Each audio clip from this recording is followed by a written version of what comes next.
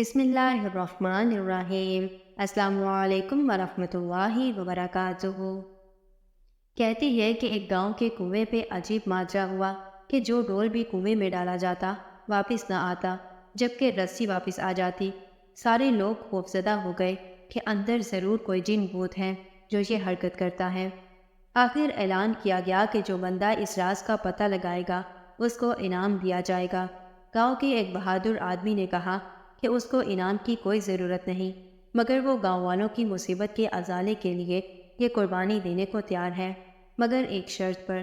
شرط یہ ہے کہ کنویں میں اسی صورت اتروں گا جب رسہ پکڑنے والوں میں میرا بھائی بھی شامل ہو۔ اس کے بھائی کو بلایا گیا، پھر رسہ پکڑنے والوں نے رسہ پکڑا اور ایک ڈول میں بٹھا کر اس بندے کو کنویں میں اتار دیا گیا۔ اس بندے نے دیکھا کہ کنویں میں ایک مچھندر قسم کا بندر بیٹھا ہوا ہے جو ڈول سے فوراً رسی کھول دیتا ہے۔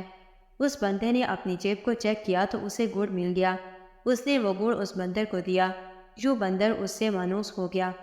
پھر بندے نے کسی طرح اس بندر کو کندھے پر بٹھایا اور نیچے سے زور زور سے رسہ ہلایا۔ گاؤں والوں نے رسہ کھینچنا شروع کیا اور جو ہی ڈول اندھیرے سے روشنی میں آیا تو لوگ بندر کو دیکھ کر دہشت زدہ ہو گئے کہ یہ کوئی عفریت یا راکشس ہے جس نے اس بندے کو کھا لیا ہے اور اب اوپر بھی چڑھ آیا ہے۔